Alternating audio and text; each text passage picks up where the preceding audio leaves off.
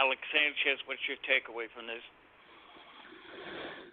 Well, to me, it's remarkable that this situation could have gone on for as long as it did, with the number of victims before it came out in the public. I mean, I don't know who would want to cover for this guy.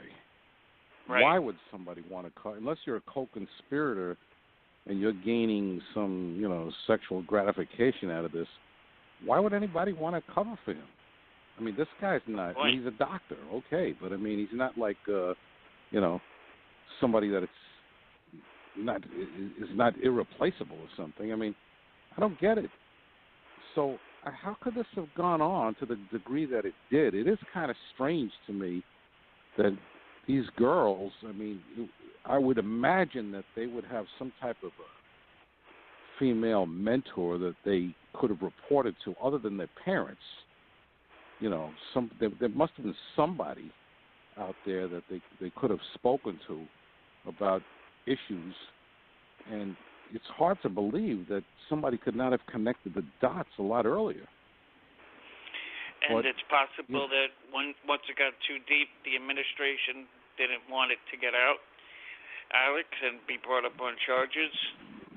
Yeah, I mean, once things get too deep, then the whole cover-up situation starts to get in there, because then the Olympic Committee or wherever it is, or Caroli or whoever's mixed up with this, they become very protective of their organization that they have.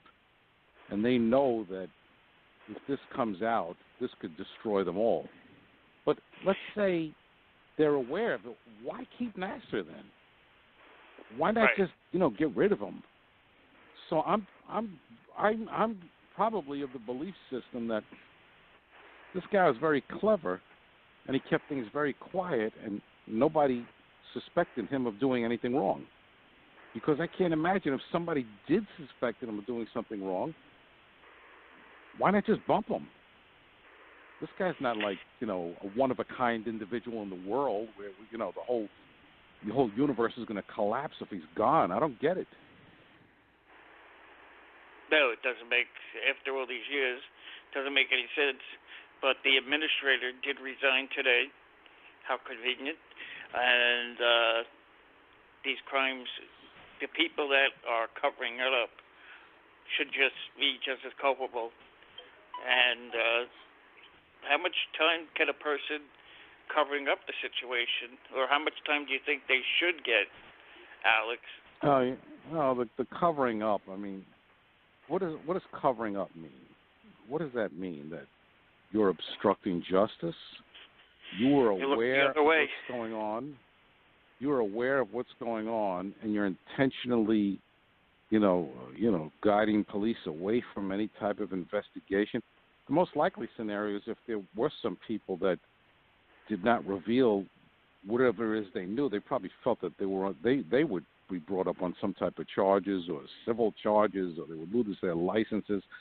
But I think it would be very hard to try to establish any culpability for those people that allegedly covered up, unless you have substantial evidence and proof that you can bring into a court of law to show that these people were, seriously involved in a conspiracy to block the police from learning what was going on. And that's not likely. That's not likely what happened here. I think this maniac, Nassar, was very clever and sick and diabolical, and he covered up his actions very, very, very, very accurately.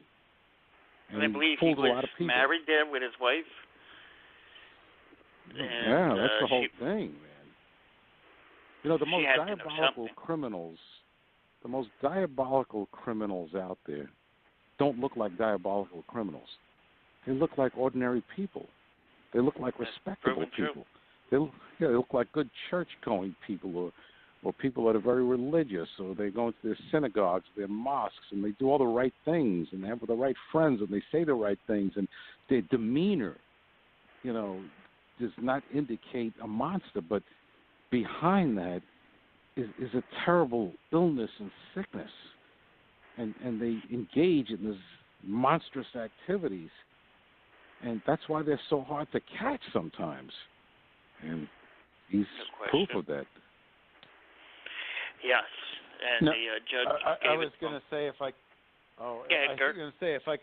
I could add to that, Jordan, what Alex was saying, as someone who's handled a lot of cases of this nature, not to this extent, of course, few things are this extent, but Alex is dead on right, especially in the, it's particularly acute, I guess, what he was saying is in the sex offender world, because they have a tendency to blend in, to look normal, to know how to operate in polite society. And there was also the advantage he had in terms of disguising his operation was being a doctor. And that would invoke a modicum of privacy. So there may more than likely not have been someone in the room. If there was, maybe they would have turned a blind eye and maybe they could be liable for not reporting if they had that status. But, they can be very cunning and getting away with it and knowing how to pick the people that won't come forward, knowing how to pick the right victim. And that's how it drags on for so many years, because the person, the people they choose to victimize are less likely to report. And by the way, Absolutely. The perfect person, the ideal person that I could think of that represents the concept of someone that appears to be a normal person but is, a madman is, Jodi Arias herself. I mean, when you look at Jodi Arias, she was very pretty. She was articulate. She had an incredible command of the English language and the way she expressed herself. But behind it all, if you believe that she was guilty, and the evidence seemed to suggest that she was a monster. And she's not the only one like that. There's a lot of people like that. And that's what's so frightening. No question about it.